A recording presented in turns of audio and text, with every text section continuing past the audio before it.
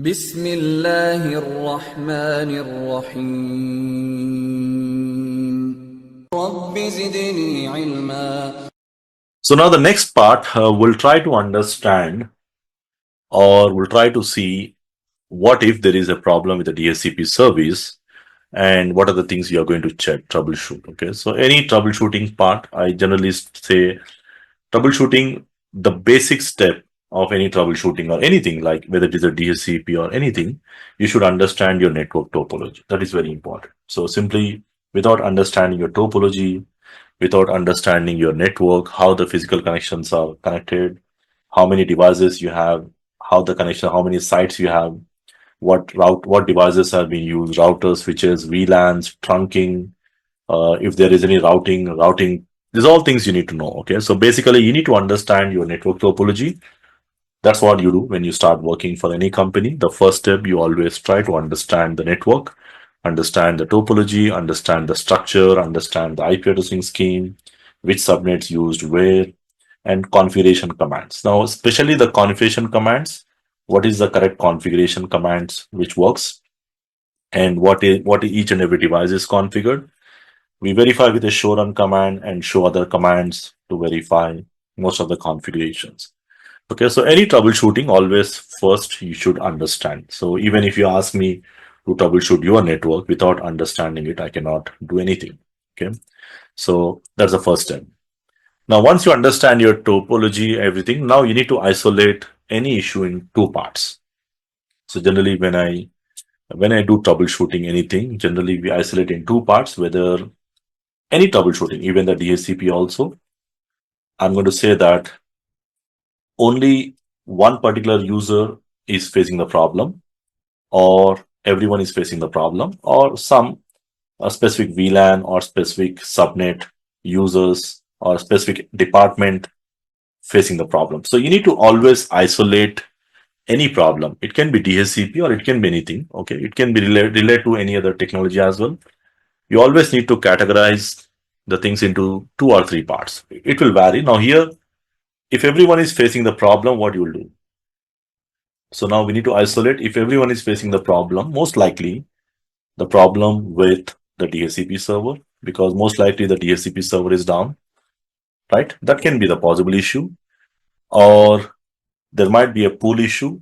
Whatever it is, means mostly the DHCP centralized issue if everyone is facing the problem. If a specific user is only facing the problem, or maybe two, three computers, mostly it's a system related problem. System side means mostly on the system side, maybe the device is not connected properly, or some connectivity issues, mostly, or maybe the software issues, maybe the operating system issues, like that you need to check, because you need to mostly check on that part. You cannot simply go and say, okay, there is some issue with the DHCP, there's a DHCP server issue. You cannot simply tell like that.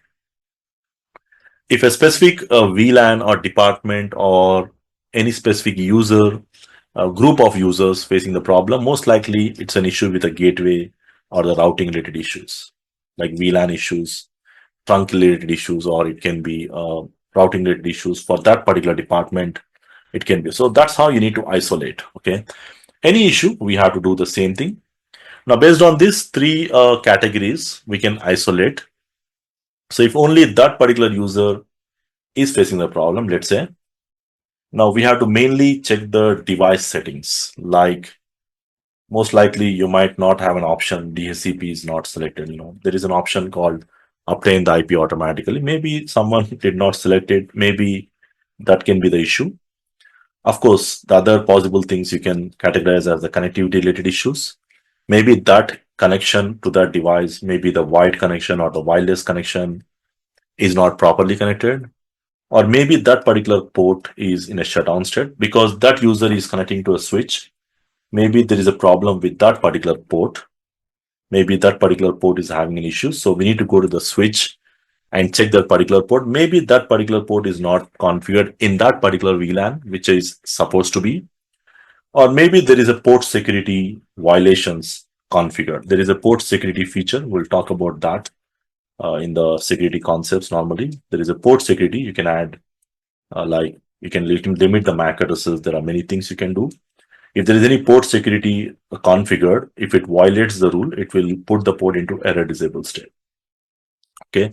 So those are the things we have to check if it is a single user. Okay. So that's the thing. So mostly the single user issue, you have to check if the device is getting the IP address automatically. Other things I already listed here. Okay. So it's not possible for me to document each and everything. That's the reason I am writing here, because there may be any things, many points it comes out at the end. Okay, so now let's take an example. Only that particular VLAN or only that particular department is facing the problem. Let's say the users of the VLAN 10, which belongs to accounts department, only these particular people is facing the problem and they are not able to get the IP address within that VLAN. Okay, and assuming that you already checked. Now for testing, you just need to use any one PC. There are 2-3 PCs you have checked, PC1, PC2, and you confirm that all the department users or multiple people from the same department complains the same issue. Now, in these scenarios, what you have to do, you have to escalate the things, assuming all these users have proper connectivity, these things. Anyway, you don't need to go and check because it's not practically possible. Like everyone have the same issue, connectivity issues. Of course, if the switch is connecting centrally to all same switch, if that is down, that can be one of the likely reason. But assuming, the devices, everything is perfectly working, we'll try to mainly escalate our configurations and the verifications towards the VLANs and trunk links. So make sure that VLAN is created, make sure that the trunk links are properly configured, reaching the DHCP server. Because if any of the transit link is not a trunk, then that can be the reason. So verify with a show interface trunk command, verify with show VLAN command, those things. So if the DHCP is on a remote VLAN, let's say, make sure that the relay agent is properly configured on that SVI or on that gateway. Because sometimes you configure the relay agent for VLAN 20, VLAN 30, and it is working, but not configured on the VLAN 10. Sometimes you miss one VLAN. That can be a most likely reason. So simple thing, whenever you see a specific department, you need to simply move to the VLAN configurations or the trunk configurations, those things. And of course, you can add routing related configurations as well. That can be the thing. So the main thing is you need to know the correct configurations as per the lab.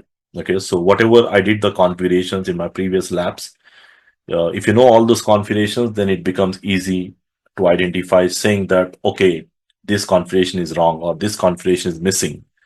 You can easily come to know. If you don't know the configurations and if you have never implemented or if you have never verified, then it's not possible for you to verify. So the base for all the troubleshooting things, the base for every troubleshooting or any troubleshooting things is simple. Understanding the correct configurations and the core concepts, you need to know the core configurations. And you compare those configurations with the missing configurations or misconfigured configurations. Okay. Additionally, you can see maybe there is a pool exhaust. Maybe the IP addresses has been allocated and all the IP addresses are finished. Maybe that can be another reason. Or routing related issues, that can be another reason. Okay. Now coming to the main part, now what if everyone is facing the problem? Each and every department facing the same issue, means most likely the issue is on the DHCP server. So simply go and check whether you are able to reach the DHCP server or not. Ping to that. Check the DHCP server is powered on. Check the DHCP server is having enough IP addresses for all the pools.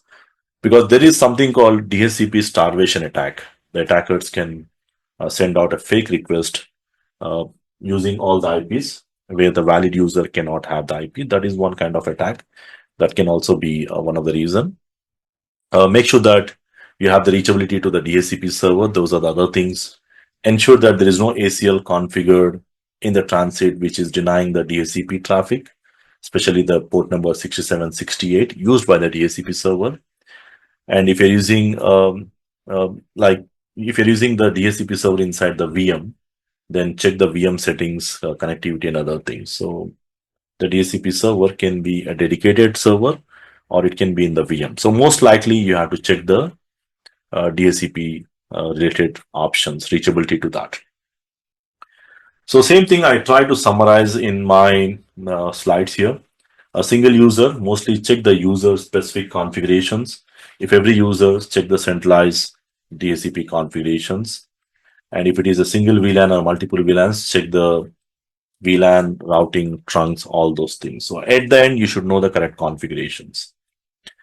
Now, finally, the summary of all the things, we can cover it in 10 steps. Like the first step is verify the DHCP configurations. The specific show commands we use, show run config or show run include. Generally, show run include section DHCP, the command which I use. Make sure that the complete configurations are correctly configured, the DHCP side. And if there is any exclude, check the exclude addresses, because sometimes you might have those addresses excluded in the network by mistake. Like instead of 1.1 to 1.10, maybe I have given 1.100. That might be the case. So sometimes that can be the issue. Verifying the VLANs. The VLANs show VLAN command or show IP interface brief. Show IP interface brief will show you that the SVI will be up and running. Sometimes if the SVI is down, if there is no VLAN created, then that can be the issue. The VLAN should be up and running. You can verify that, and also verify the VLANs are properly configured. Show VLAN command. To verify the trunk links, we use show interface trunks. To verify the DHCP bindings, we use show IP DHCP bindings, where we'll verify the IP addresses leased out. And additional commands, like if you're not sure what is the issue, then you can enable the debug commands to verify the response messages, what are being sent and requested. And again, if you are verifying the same thing on the client side configurations, you need to manually check the client side, like connectivity or obtain the IP dynamically, those things. If you doubt the problem is only on the client, check the connectivity, make sure that you have the connectivity to the DHCP server. Try to ping to the DHCP server if from the other devices. If there is an issue with the reachability of the DHCP server, and verify the DHCP server availability with a show IP DHCP server statistics. This is basically to show you whether you have the enough IP addresses or the free IP addresses are available or not. So normally I summarize the troubleshooting something like this in multiple categories, every topic. But again, this is how you need to isolate. Okay, this is how you need to switch. So this way you can minimize the time taken for the troubleshooting, because if you're not in a position to isolate and you say that I'm going to do verification on each and every device, that's going to take more than 1 day to troubleshoot. Okay, so troubleshooting is all about troubleshooting the things in a faster way, and that comes only if you are very good at the configurations and the verifications. If you are good at understanding them, understanding the topology, all the prerequisite things what I discussed. Okay, so simply you cannot troubleshoot any network by simply remembering all these steps. That's not possible unless and until you know the correct configurations, unless and until you know the network topology diagram, everything you should know, including the correct configurations. Then after that, you can just go with all these things to verify and confirm and fix if there is any kind of issues relating to troubleshooting.